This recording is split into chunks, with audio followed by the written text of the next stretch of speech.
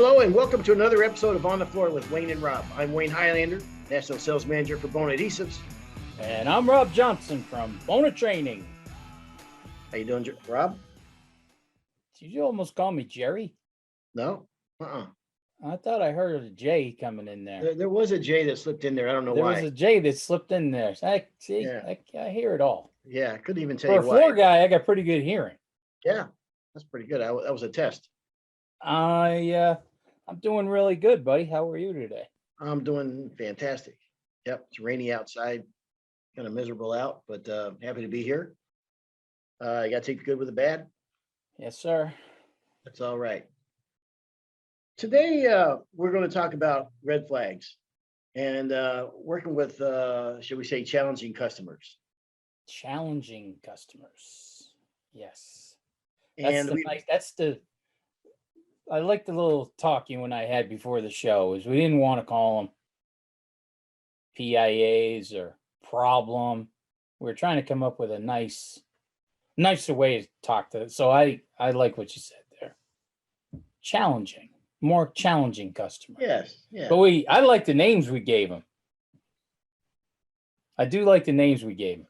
Yeah, I think everybody's experienced this over the course of their career and then some. So let's talk about some of these and you know why is it detrimental to yourself as well as your business to working for some of these clients? And one thing about owning your own business or whatever is you have the ability to say no. That's a very powerful, nice distinction that you can say no. And once again, you and I enter the Highlander Johnson fork in the road and start to go our different paths. All right. Well, let's talk about it. I think we can have some fun with this one. Absolutely. Okay. My feeling is with these, what do we call them? Not problem. Not problem child. Challenging. Challenging customers. Challenging customers. And this is just my gut feeling. And this I was even when I was, still full-time doing this. Those challenging people, I thought if I could win them over, that was going to be a hell of a referral because I always felt if I thought they were a challenging customer, people who know them know that they're challenging. Two ways of looking at that. Two ways of looking at that, Rob. Of course there is. And one of them is an expression that I learned from you years and years ago now. And it is, can't wait to hear this. Is the juice worth the squeeze? Is the juice worth the squeeze? I do like to say that a lot.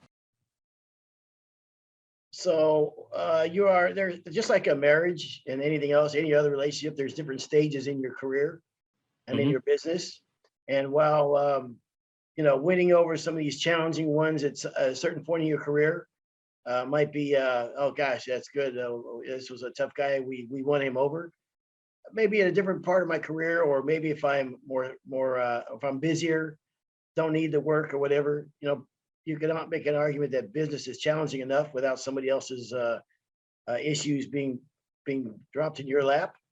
So that's just something to consider. Absolutely. Let's take the first customer. I love this first customer. The arrogant customer. The arrogant know-it-all. Yeah, he knows everything. If I had the time and the tools, I could do it myself. I could tell you how to do it. No big deal. But what it is or to it, anybody could do this.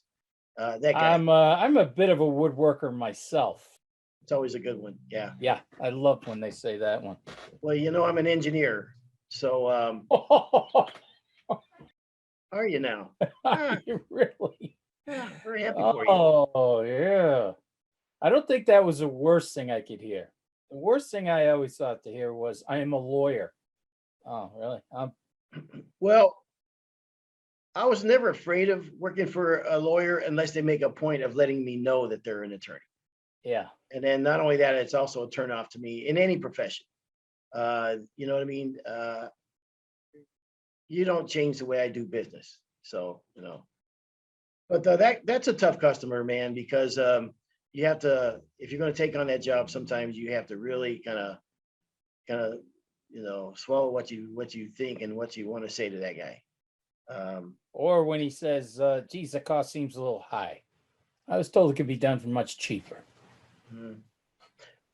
I honestly, that's an easy conversation for me. It always has been. I mean, I really, really, truly, no matter what stage of my career, hey, there's cheaper guys out there. You want to find a cheaper guy, I'm sure you'll find a bunch of them out there. That was never, I don't never worried about that. Mm-hmm. I can justify my prices, but I don't, that was never a concern to me. I guess we were fortunate. We lived in an area that we had a lot of work. Or the guy who says, boy, that seems like a long time. I That didn't takes a think it would long take time. that long. Yeah. Yeah. I didn't think it would take it that long. Yeah. I love when those guys, I know I'm constantly going after guys who shampoo carpets and everything. Hey, they work hard every day. I know they do, but we're not shampooing carpets here. I can't do 3 rooms in a day, Yeah. Yeah. But with those guys, the arrogant know-it-all, and those are the things he'd say. I could do it myself.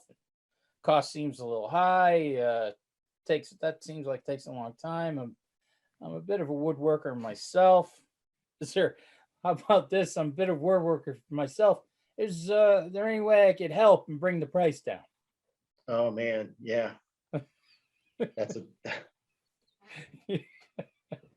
That's a, yeah, as I'm living in a $1.5 million house, Yeah. and I got a Land Rover and a Porsche outside. Well, when I used to get that, I used to I used to like to diffuse that situation. So one of the things I would always say, if a guy says, I do it myself if I had the time, and I'm like, yeah, you probably absolutely could. Rather than say, hey, there's no way, knucklehead, you don't stand a chance. But I would say, yeah, you probably could, but the issue you run into is just rental equipment is so terrible, and it's so hard to work with compared to the $8,000 machine that I own that I'm going to be doing your floors with. Or I shouldn't say that. I sell machines for a living. The $5,000 machine that I'm going to use to sand your floor, you can't rent this type of equipment, So I would always go down that route of you just can't get, you probably could do it. Yeah, you definitely, I don't want to insult the guy, like Oh, you're nicer than me. snowball's chance in hell of you doing this, but yes, I've tried to diffuse things. I didn't want to spin it up, give him an out. No, we don't give him no outs. Especially if he's standing there in front of his wife, Yeah. you don't Yeah. want to. But if he gives the air that I can do this now, and I've been here with my brother John before when they go, and I'll ask the guy, what do you think we should do now? What should the next step be? Really? Send it to 600 grit. Okay. Now what do you think about that? So yeah. But usually by the end of the job, they always realize they didn't have a prayer to do this job properly. They have no idea how much is that goes into the job. Usually you can win them over by the end of the job, and they see how much goes into this. They realize that they're mistaken. And any rational person would tell you that. I've said before, and you've seen it. We've all seen it. You might find a general contractor that sanded their floors once. You will rarely find one that's done it twice. So, Oh, yeah, and with the home shows, all these home shows, I mean, they show guys out there running the equipment, but you don't hear that guy saying how easy it is. But we've said it before. Guys in our business, when they're running buffers and machines and putting down finishing, they do make it look simple. yeah. They make it, but that's millions of square feet and years of muscle memory and everything that makes that all look so easy, so simple. Like these guys just, picked up a T-bar and started pulling it. Yeah. Well, one that is actually, I think, worse than the arrogant customers. And let's preface this by most customers are really good people. I mean, most of them are very good and very rewarding to be in their house and work for them. But these are the challenging ones we're talking about. And the next one is the anxiety riddled customer, which almost is worse than a know-it-all. They may have had horror stories from past contractors that they've had work done, and they're just scared to death of every move, and they second guess their decisions, and they also can be very tough to work with. You got to listen to all their stories. Oh yeah, You got to listen to all their stories, because if you listen to their stories, you might be able to save yourself a lot of hassle in the end. yeah, Because there's going to be that same thread that runs through all his horror stories, and he's giving you the answer. He's giving you the answer of what he wants to hear, mhm. So with that guy, I always thought, uh, this is where I'm going to really push my testimonials, put him at ease. I think testimonials are the best things in the world, especially, the closer the testimonial to where he lives, the better. You don't want it to be from another state, but if, there was a point where Pete and I, we used to just give out so many testimonials during estimates, or we just had a running list of, hey, contact one of these guys, these, all people that love us, and asked if I could use their name and number. There were some times where people go, oh my God, I know that guy. I used to work with that guy, or something like that. So that's always going to help the putting people at ease a little bit. So you said something, I think that's key to all these things is listen to them. Sometimes, they say, you should listen more than you talk. On the estimates, when you get a feel or vibe that somebody is one of these customers, you're right. The more they talk, the better it is for me, because I can see what their pain points, what their issues are. Right, exactly. Yeah, you want to get it all out. Yeah, Because like I said, a lot of times you're going to find a common thread in all of that, all of yeah, their, their story, their horror shows. yep. It's the same thing that was always ticking them off. So not to go down that road. Well, I look at it. See, it's funny how we both look at these so differently, because I'm judging this guy if I want to work for this clown now. And let's say he says, "Oh yeah, we had." I'm just going to throw out ABC floors. I don't know an ABC floors. Hope there's not one out there. That they came in and they did this and they did all. I didn't like their work or whatever. And if you happen to know that ABC is a good company, like, hey, these guys are no joke, man. This is good competition here, and he just completely trashed them. All right. Well, then I don't want to. This is where I really want to spend my time, especially with the labor shortage. I can pick and choose my jobs. Is this the guy that I really want to spend the next 2 weeks with? So listening to them talk, and especially when you get an anxiety riddled customer who's like, they've had the bad experiences. They don't want to give you the key to the house. They don't trust you. Like, they don't want to be you to be alone in the house or whatever. All these things. I don't need the aggravation. Maybe the Wayne at 20 years old would be thinking differently, but I don't need the aggravation, man. You know who I am, what we do. I mean, our names out there, whatever. And is this where I want to spend the next week with the amount of work that's out there? So it's a two-way street. It's funny. My friend's daughter sold her house, and in California, and this is a new thing, I guess, with real estate. When you go to buy a house, a lot of these prospective buyers are writing letters to the homeowner. Like the real estate lady said, "Oh, the homeowners wrote you a letter. I'm Susan. I have 3 kids, and we really love your home because it's close to my kids' school, and my kids have friends in the neighborhood." And I'm like, "Where's the money?" Who wrote the letter? The people that are buying the house. It's very common now that if you want to buy a house from somebody, that you submit an offer. A lot of times they're also giving them a letter, the homeowners a letter, saying that who you are, what the home means to you if you were to buy it, and these type of things. You got to be kidding me. I never heard of this. Oh, that's very common. I think it's probably more common in California because the cost of real estate is so high. People are overbidding these jobs, overbidding these homes. In fact, her house was for sale for like $590, went for $640, I think. You know what I mean? It's at $50,000 over the asking price. So getting caught in these bidding wars, people are sometimes submitting a letter, hoping that it'll kind of pull on the heartstrings of the person that's So selling. so they're gonna take 30,000 less because you penned them a really sweet letter. Well, I think that's the hope, and I'm sure there's nicer people out there than me, or maybe there's people that just don't need the money, you know what I mean? And so that might sway them. I don't know. Hell, it's worth a shot. But anyhow, that's the anxiety little That's a customer. new one. Yes. That's a new one. The other thing about the anxiety guy, I think you really got to start to tell him, hey, my business I'm in the referral business. Okay. I can't afford one bad referral.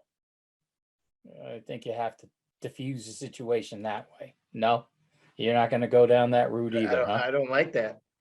Here's the reason why. I don't want you holding a gun to me and having that leverage over me. You know what I mean? Yes, of course, it's always there. It's implied, but I don't want to give them ammunition. You know what I mean? Then that'll run through all these hoops for them because I want the referral so bad. So sorry. That's my thoughts. Sorry, sorry, Rob. Working All the right. road, man. Hey, Yeah, yeah, yeah. You're right. that's East Coast, West Coast, man. Absolutely. The funny part is a lot of times I sound like I'm West Coast, True. and you sound East Yeah. Coast. Well, I'm a man of the world, Rob. Yeah. Oh, definitely. I've heard that about you. Yes. I mean, I'm not a West Coast guy. I don't consider myself a West Coast guy, nor do I consider myself an East Coast guy. Yeah, you always assume you're that sweet, quiet, Midwestern type boy. That's what I am right there. Not, Yeah. no, not a snowball's chance. You know where. No way. What about if he says to you, hey, that cost is awfully high. What can I do to work it off? Can I help? No, Did you ever let him do? Would you ever let him help?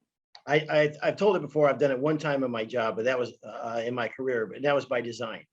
The first words were kind of no, couldn't have got out any faster. But right when I was going to say no, I looked at him and I thought, we're going to hurt this kid. Yeah, absolutely. You want to work with us a couple days installing that'll definitely take the price down because I wanted to make a point. And I'm not making this up. Any floor guy probably knows the same thing. We worked that dude to death. And on day 2, he didn't show up at 8 o'clock. He wasn't there at 9 o'clock. And about 9:30, he called me. He goes, dude, just finish the job. I can't, every bone in my body is killing me right now. I had no idea that it would hurt so bad. Exactly. Well, at least we agree on one because I never wanted to say no. No is a bad word to go. Always yes. They have something I always want to say yes, but it's under my, yeah, you know what? Definitely. Well, absolutely, I could use the help. Rubbish removal, carrying wood, carpet removal, staple removal. Just give him every crap job that you don't want to do. Knock a little bit off of the bill. It's going to save you a ton. You're going to make a lot more money laying and sanding floors than you are removing carpet. Well, yeah. Here comes a disagreement. No, but just for clarification, like when I'm there working, I don't want you to help me at all. Zero. That is the other. That's where I was also going. Is I've been to years of training and testing and everything. Nobody runs the machines and puts down the stain, seal, and finish, but me. Yeah. So if you want to take out the carpet staples and all that kind of stuff, the pad, I'm fine with that. I don't want to do that anyhow. But here's the thing: I always tell them, listen. People say this all the time. Yes, we take off $200 if I do this, and yes, we will do that. But be aware, it may be more work than you think it is. And in any case, see every one of these little staples, every one of them has to come out. Because it's been my experience that oh yeah, we'll do that. And then you get to the job and you got to do 3/4 of the job because they didn't do it right. I don't trust them to do it right. I would highly discourage them. But there you go. I used to, well, that only happened to us a couple times. Because after that, when I said, okay, yeah, take out the carpet, the staple, padding and everything, take out the carpeting, to them was carpet and pad. And then they would leave all the staples, the tack strip and all that. And okay, well, I've learned my lesson now. Now I would explain to everybody. I don't know. And once I explained to exactly where I needed the floor to be, if you didn't want to do it, if you didn't want me to do it and save money, and said, look, I need every staple, because if it hits my sandpaper or rips my drum or something, I'm into a $600 repair bill. So it has to be done and it has to be right. And I don't know how many times I would get a call day before, 2 days before the job. We couldn't do it. We can't do it. We'll pay you to do it once they found out how tough it was. But never say no. Always there's always a way that you can kind of weasel your way out of it, or just do something that you don't want to end up doing. I've come to realize in life that one of the flaws that I have, and being serious, that I take for granted that I shouldn't have to tell people every little thing. You know what I mean? Like, I shouldn't have to explain every little detail to somebody. That you should get, what has to be done. I shouldn't have to go into minute detail. And I guess sometimes I do. With that, you had to. Yeah, that was a Yeah. nightmare. All right. Extreme hagglers. Can you break down your estimate? Make sure your contract makes it very clear that when the payment schedule is with these guys, with a really extreme haggler that really wants to know, okay, well, what's the breakdown of your contract and this, that, and the other, is a huge red flag to me. It's a turn off. I don't do business that way. I don't haggle. I don't, I don't do those things. And it's a turn off to me completely. If it's legit, if it's sincere, or at least feels sincere, that hey, the guy would love the job, it's just a little more expensive, whatever, I will take that under consideration, maybe, but I don't do the haggling thing. That's a red flag to me, and that's a turn off for me wanting to work for that client. You never put a little bit in extra? Nope. Even if I do, I'm not going to tell you I do. Right. Now, I'm not going to say you're gonna. Yeah. Okay. I'm going to give you a little story. Okay. The guy used to work on my boat. It took me a while to find the right guy. I had an old boat, and it needed some loving all the time,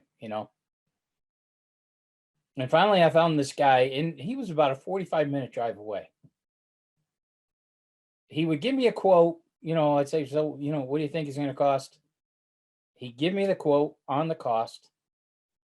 And I would say 90% of the time when I would go pick the boat up, he would come in lower. It was always lower. What that did for me, though, because I swear after a while, I think he was doing it on purpose. Because you're going in there thinking, all right, it's going to be a $700 bill. And he's like, hey, I got this part. I used it. I got it in for $490. I would drive away with the biggest smile on my face, like the guy had given me $100. Yeah. You know what I mean? Mm-hmm. I get it. So build a little extra into the price for the guy who's going to be the crazy haggler. And then if he doesn't haggle, give it back to him. Say, hey, the labor or the material came in at a little better cost. Maybe not give the whole 500 back, but if he's expecting X for his final bill and you give it to him and it comes in lower, nobody expects lower, right? Nobody's expecting lower. I know you're looking at me shaking your head going, no, I don't agree with anything that he's saying here. I saw it work with my boat guy. I believe that. And I would, if I was doing this full time like we used to, I would try that.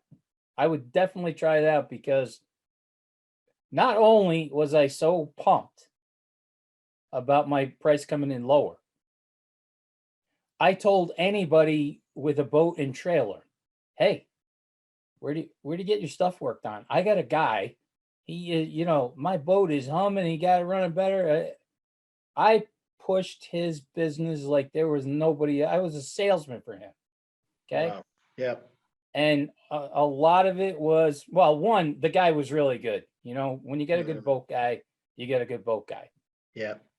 but he was good. And that little bit always coming in under what I was thinking I was going to pay. Man, that was just amazing. I always happy with that guy. Last year while I was fishing, I was already, at the dock, right? In my boat. And two kids come in, I don't know, I'd say 19, 20-ish, came in with their boat. It was a beater. And right as they were coming up to the dock, inexplicably, he charged his boat right into mine. I mean, like it was idling and then all of a sudden just whoop, hit it and hit the side of my boat. Oh, And I looked at him, I go, what the hell's the matter with you, man? And he goes, oh, sorry, man. I whatever. And it took the paint off the side of my boat and put a scratch in it about oh 6 inches my long. gosh. Yeah. So anyhow, I mean, I have to call you boat guy. So Did you fight this kid? I can see you getting in a fight over that. you know what? He's got no money. The boat was a piece of junk. It had a raggedy motor on the back of it. And what are you gonna do? The kid's got no money. You know what I mean? So whatever. Oh, It's just life. And by I'm the way, really shocked how you're taking this. well, here's the thing. It might surprise you. My boat's not a trailer queen, man. I fish out of it, and you know what I mean. I'm not the guy that's going to detail the immaculately, come home and shampoo the carpet every time. That's not me. I Okay. don't have that kind of time. That's what I say So- about my boat. It's a working man's boat. Yeah, yeah. All right, It's a working man's boat. It's going to get banged up a little bit. that's it. All right. Well, I had you pegged for a different type of boat guy then. No. Maybe I'd be that guy if I had more time. I just don't have the time. But I don't, and I get it when you come in lower that they would be happy. I don't ever come in lower, but I also don't come in higher. I can rarely think of one opportunity where I changed the price on what was going to be the final bill, Yeah, you higher, you mean? higher or lower. Yeah, yeah, I mean, it is what it is. yeah, exactly. But Yeah, I would like to have tried that little thing that I learned from the boat guy, yeah. especially if I was building in.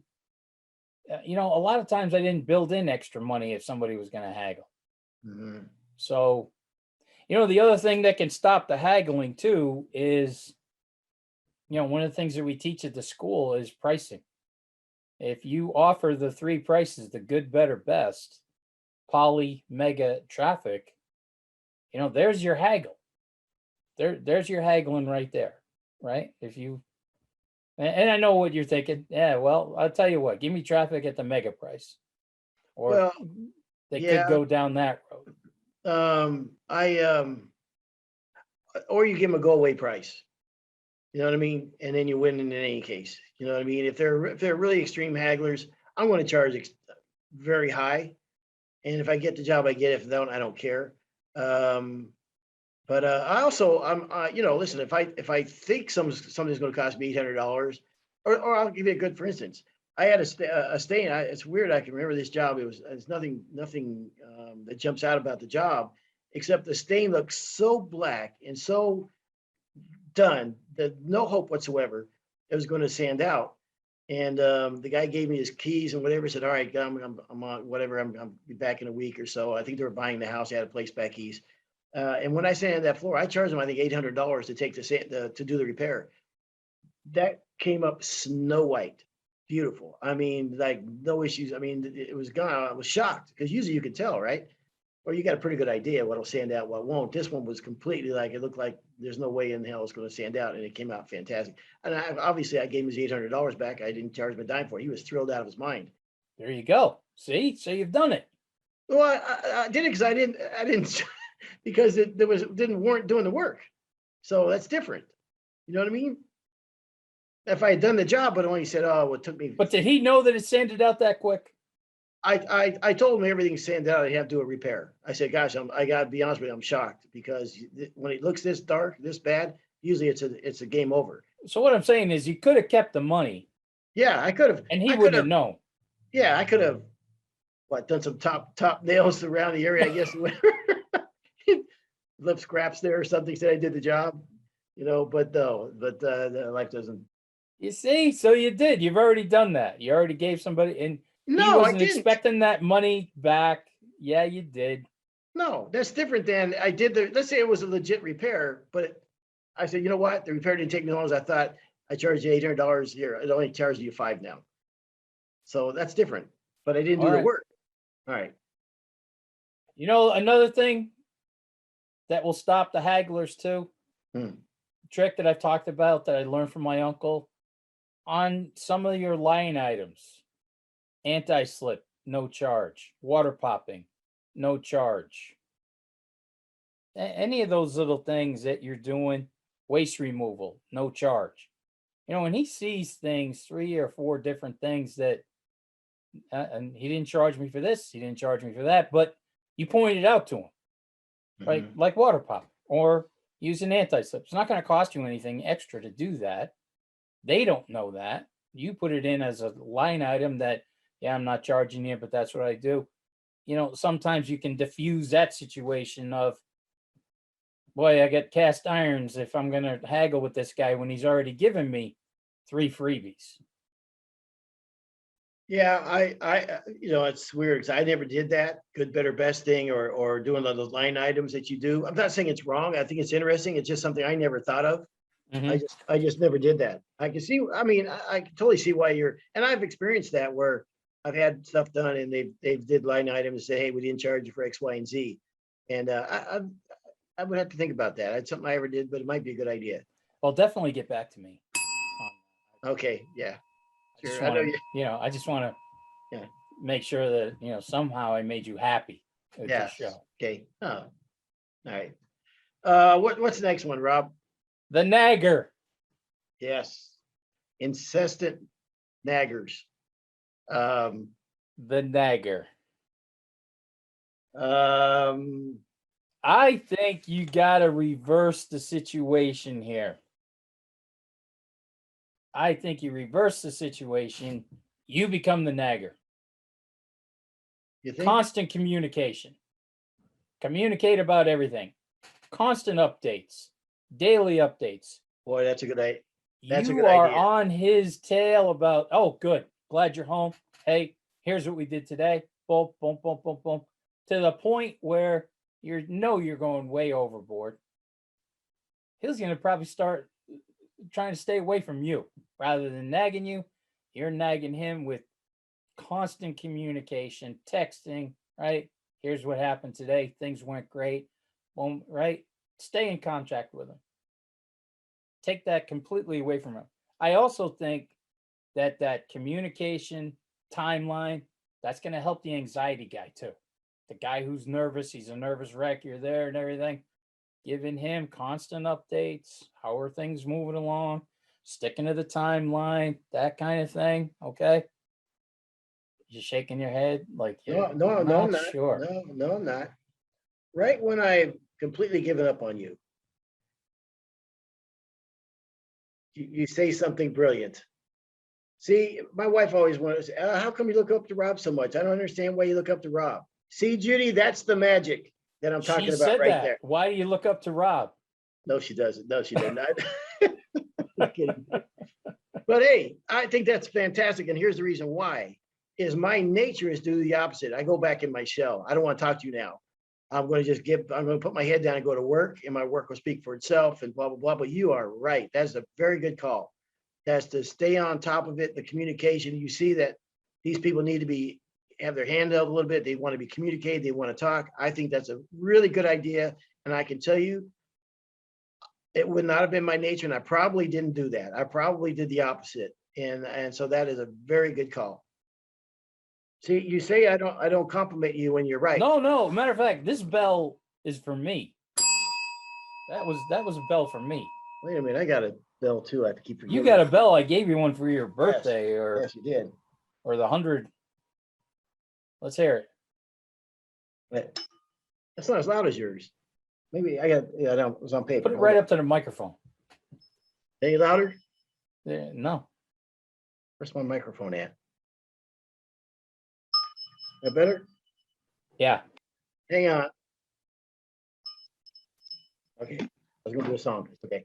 No, I think that's a great idea, Rob. That's a really good idea, in fact. And that was something that was I definitely practice what I preach here. When I was coaching hockey, Mhm. I had the problem dads. You know, you'd always have a handful of dads that just they were definite naggers, pain in the neck. You know, you know that some guys are just insane when their kids are playing sports. So I would take those guys and make them my clipboard dads. At the beginning of the year, you always knew there was a handful of guys who were just, if you didn't get them on your side, it was just going to be a horrible season. And I used to just say, look, that the assistant coach takes care of all that stuff. That didn't really work because now everybody's fighting with everybody. So I used to take these problem dads, and I swear to you, I would give them a clipboard with paper on it that I had made up in it, right? So that if we had 30 games that year, they had 30 pieces of paper. And I would say, listen, here's what I need from you. I need to know with hockey, there's a thing called plus minus, okay? Player stats. And a plus minus is if you score when you're on the ice, if your team scores, everybody on the ice gets a +1. Now, if they score against you, you get a -1. So you could really start to see if a player, you know, a good hockey player in the NHL, he's probably got a +30 next to his name by the end of the season. And, you know, you'll have some guys who are -45, right? They're out there for a lot of goals. But there's all sorts of where your shots are taken from, how many shots were taken, you know, all I would give each one of these clipboard dads, this is your job, okay? I need this just so I can focus on coaching, get my lines right, stats and everything. Wayne, it got to be so funny at the end of the game. Outside of the locker room, there'd be 4 or 5 dads with their clipboards, right? Just ready to give me all the information. It was one of the most brilliant for anybody coaching sports out there. Try it. Okay.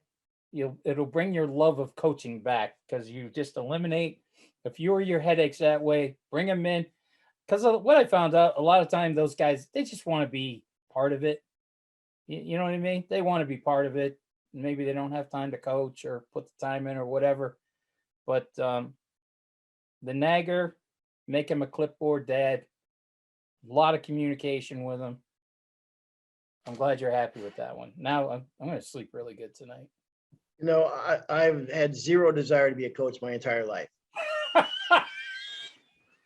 It's true. I have had zero desire Fork in until the road. Once again, no, fork in the road. until last year. And I've told you this many times. When I quit working, I want to be a coach. I don't want to be like the head coach. I'm not gonna. I don't have the knowledge of the years of experience of being a head coach. Or I don't want to even be the assistant coach. But I want to. Like I was at a football game the other day, and I was looking at the sideline, the players on the sideline, and their mannerisms as they're standing there, and how they stand, and how invested they look like in the game. And I have identified like, in fact, guess what I would like to do? I'd like to get like 10 kids, bring them into a room, and say, look, I've identified you guys as losers. You know what I mean? Hopeless causes. Like and I see you don't even think yourself that you could be an all-star one day, and turn them into athletes, turn them into studs. Bring them to the gym every day, make them work out, make them run, and make them hard. And you know what I mean? Give me. You're a freshman. You got 3.5 years left. All right, man. This is the plan. Here's how we get you to be a superstar. You got to buy in. If you buy in, I'll make you that guy. And I would love to do that. I can see you. Well, you know, I see you with your own team. I see you with your adhesives team. You're right. I think you would have been a really good coach. If you had told me when I was playing sports and in high school as a kid and everything that I would want to be a teacher or a coach, I'd have laughed you out of the room. That would have been the last thing in the world. I'll just give you a little, for instance, last week I was doing a training up in Kalamazoo, Michigan at PAW, and there was a guy who had been running a big machine. He was I would say he was in his 30s, only been in the business for about 7 months. So he was one of those guys who would come back with the machine, and then he was making his transition over. He'd move it, get it lined up straight, and then go, right? So I showed him, I go, that takes 4 seconds to do that. Let me show you another way, okay? Where you just stop and go for it, like a guy who's been running a machine, right? It changed completely how he was running the machine. He had no rhythm when he was running the machine, and that one little adjustment, because even a guy standing next to me is like, wow, look at him go now. And I'm like, crazy, isn't it? Well, the guy turns off the machine. He walks over and shakes my hand. He goes, wow, that was unbelievable. He goes, I can't believe what a difference that made. And I said, it was funny. I said, I was just talking to the guy next to me, that little bit of an adjustment. I said, you just look so much more comfortable behind the machine. I said, really what it did was it just improved his rhythm. He got the rhythm, and man, he just blasted off. So to me, that there's just nothing better than coaching. That's why, I love coaching the kids in hockey and baseball, but I've said it, I don't know how many times in this show till, people are probably ready to kill me, but man, do I love training. And it's those little things. You make an adjustment with a guy and all of a sudden, he's in it, he sees it. Nice. All right. So of those 5 things we talked about, 1, 2, 3, 4 things we talked about, the reasons why you cut these customers out of your life sometimes is if I'm going to go through them. Potential profit loss. If you get on a job with some of these customers that really tie up your time and slow the job down, and indecisive people that cannot make a decision to save their life, and because they're not able to relay what they want, you can give them the best product you can know how to get, but maybe they don't know what they want, but they also, or what they don't want, but they don't know what they want also. So, you can spend all this time with these people and never make them happy. Profit loss, client service delays, where you're with these clients and you could be doing something else, but you have to keep going back to them because they need their handheld. A dinged reputation. Oh man, with social media? Yeah. With social media, you see these people. Yep. And here I think they're dying. Sometimes they're just dying to rip somebody to shreds. I saw, as a matter of fact, today on social media, this lady gets in an Uber car, and she gets into the back seat, and the passenger seat is moved all the way back into the back seat. So she sits down, like her knees are in her chest, right? We've all been there probably. I've done that before, where I go and get an Uber car and the front seat is so far back, I don't have any room. We've all probably been there. So she goes, driver, excuse me, can you move the front seat forward? And he goes, oh, I'm sorry. She goes, well, I don't think you're really sorry, because you guys, Uber drivers, do that. It seems like some to that effect, right? And he goes, oh, I'm sorry about that. Yeah. So then he starts to take off. She goes, excuse me.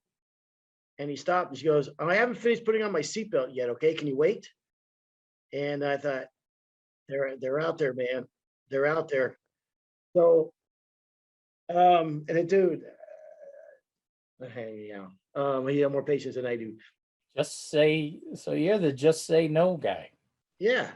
So, but one of the most impactful thing is on your health and the stress level on your health, and how impactful that is, that to spend time with these people.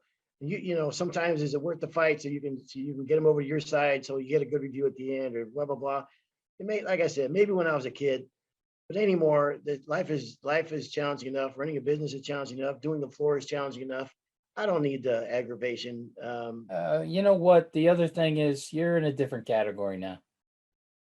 You've won Floor of the Year. All true. You're a Floor of the Year recipient. Yeah, maybe that's why. Right. Yeah. They are lucky that you even walked through the door. Yes. Play that trumpet music. Floor of the Year. Business closure and bankruptcy. On a larger scale, I've certainly seen general contractors lose their minds over this and almost lose their job and detrimental to their health. Like I know a guy who quit the business completely because of one customer, a super good builder. This is the guy you want to build your house. Wow. And the experience of 9 months of this customer, he almost had a nervous breakdown, and he got out of it altogether. He doesn't work, and his wife went back to be a realtor because he just couldn't do it anymore.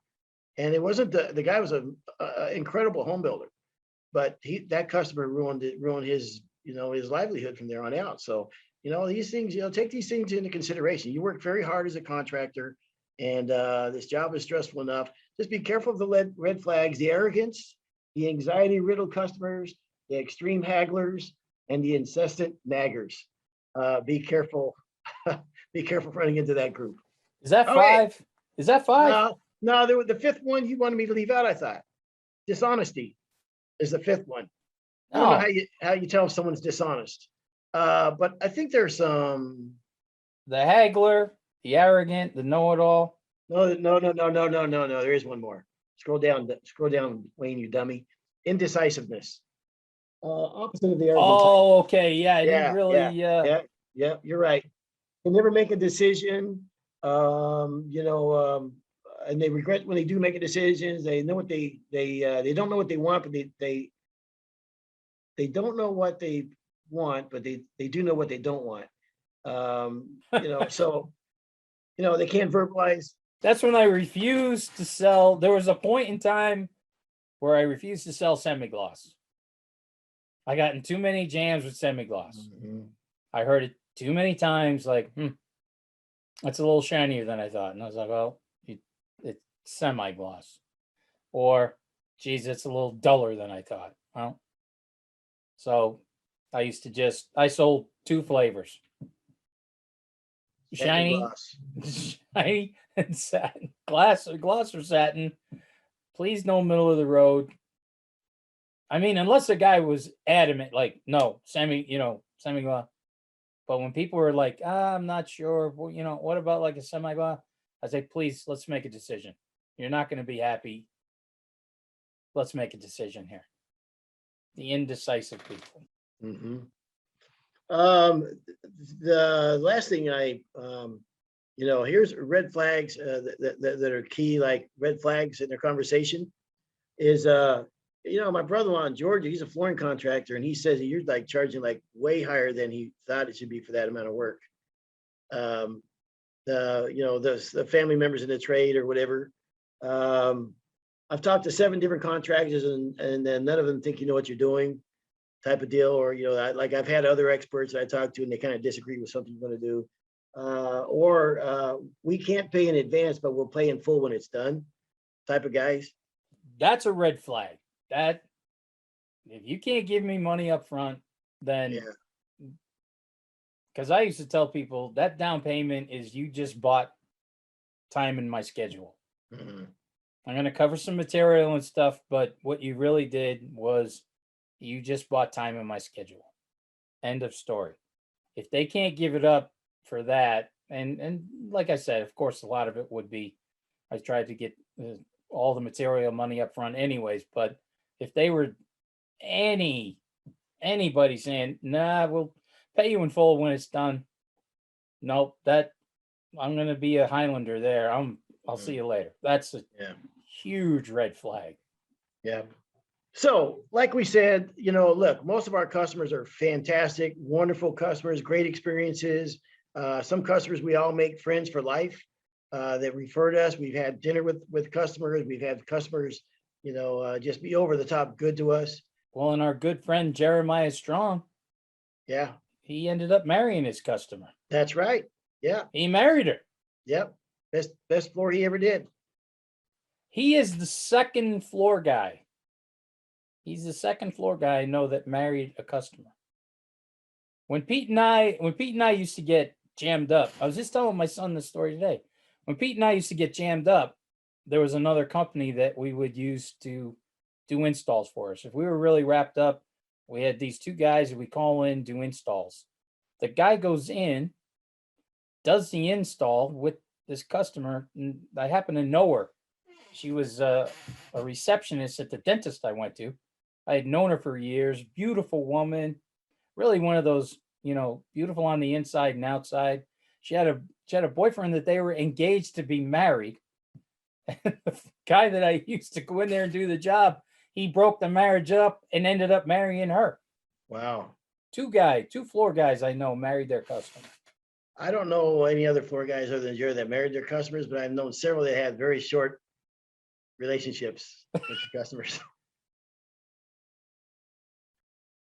All right. So we'll leave it at that. So I appreciate it, Rob.